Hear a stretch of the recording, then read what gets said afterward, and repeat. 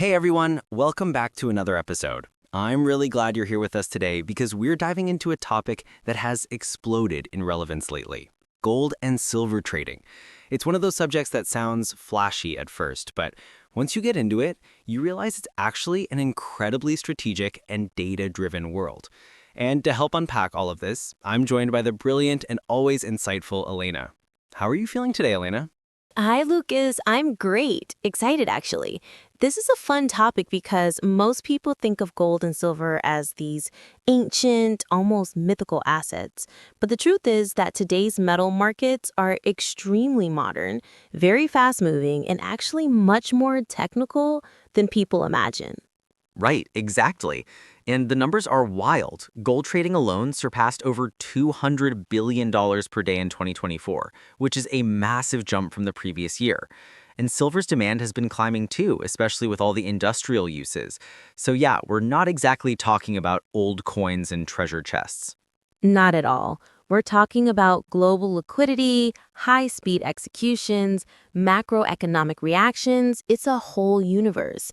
And what I really want listeners to hear today is that successful traders aren't just lucky. They're prepared, they're disciplined, and they use tools intentionally. Exactly. And that's the heart of today's conversation: how to use the right platforms, tools, and strategies to trade gold and silver with confidence instead of just reacting to your gut or emotions. So let's start with the context. Why does trading metals matter so much today? Well, gold and silver are classic safe haven assets. When the world feels uncertain, economically or politically, people rush into them. But beyond that, they're also incredibly liquid. You can trade them instantly, and the market runs around the clock during the week. They combine stability with speed, and that's unique. I remember when I first got into trading, I thought metals were slow or old-fashioned, but it's the opposite. They're as dynamic as currencies. Totally. And that's why using the right tools is essential. In a fast moving market, you need clarity, you need structure. Otherwise, you end up relying on emotions, and that's the fastest road to bad decisions. Let's talk about platforms then, because the platform you use really shapes the way you analyze the market. What would you say are the top choices right now? The classics are MetaTrader 4 and MetaTrader 5. They're basically the industry veterans, stable, fast, reliable. You get tons of indicators, algorithmic trading options, custom tools, and the gold and silver pairs that traders rely on. They're ideal for people who want flexibility and speed. They've been around forever, but they've aged really well.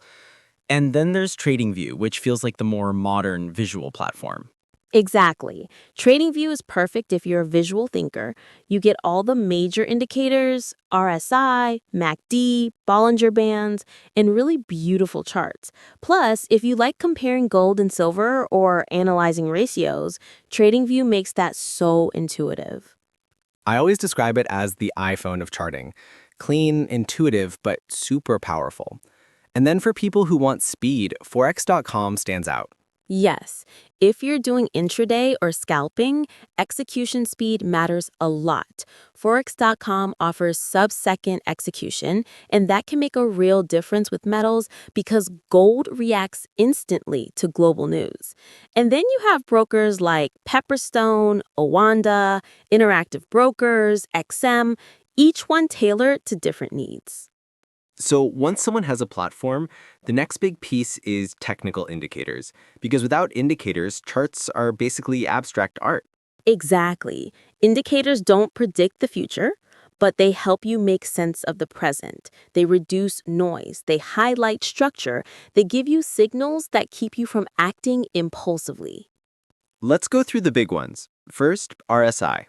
RSI is great because it shows if an asset is overbought or oversold.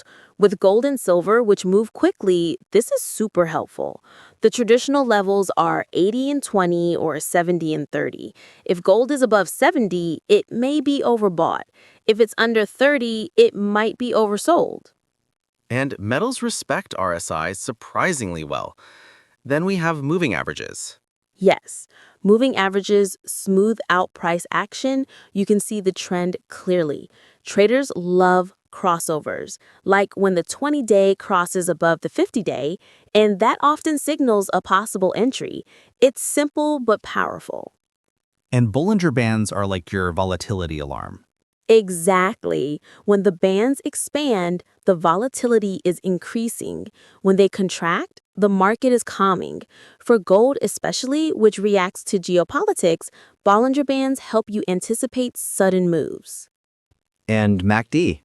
MACD is perfect for confirming momentum. It helps you avoid entering a trade when the market looks like it's moving but doesn't actually have strength behind it. Combine MACD with RSI and moving averages, and you've got a very solid trio. Once you have indicators, you need a strategy because tools without a plan are just noise. Absolutely. One of my favorite strategies for metals is the gold to silver ratio. Historically, this ratio has ranged from incredibly low to incredibly high. When the ratio is high, silver tends to be undervalued. When it's low, gold becomes more attractive. Using it helps traders balance risk and spot opportunities. It's like watching two siblings in a competitive relationship. Exactly. Then you have trend trading, where you basically follow the direction of the market. Metals love trends. When interest rates change or when there's economic stress, gold tends to move in strong, sustained patterns. And of course, news trading. Yes, news trading is huge. Gold reacts dramatically to economic reports, jobs data, inflation numbers, central bank announcements, geopolitical conflicts, but it requires discipline because volatility can be intense. And for the adrenaline seekers, there's day trading. Day trading gold can be exciting, but you need skill. Tight spreads, fast execution, strict risk management. It's not for beginners, but it can be rewarding with practice. Let's shift to something deeper, the emotional side of trading, because tools and strategies are meaningless if your emotions take over. Exactly.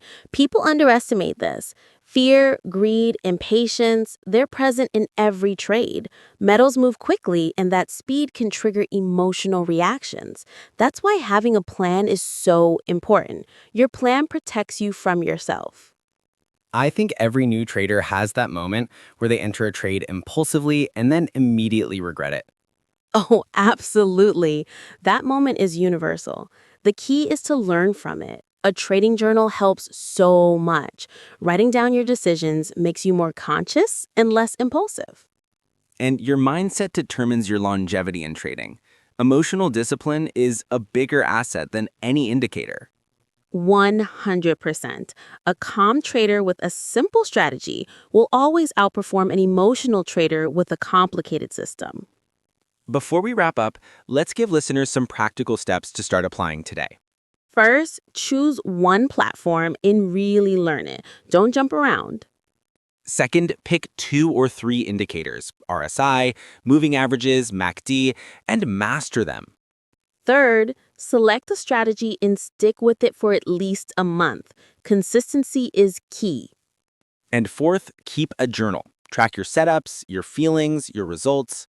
Yes, a journal is transformative. It reveals patterns in your behavior that you don't notice in the moment.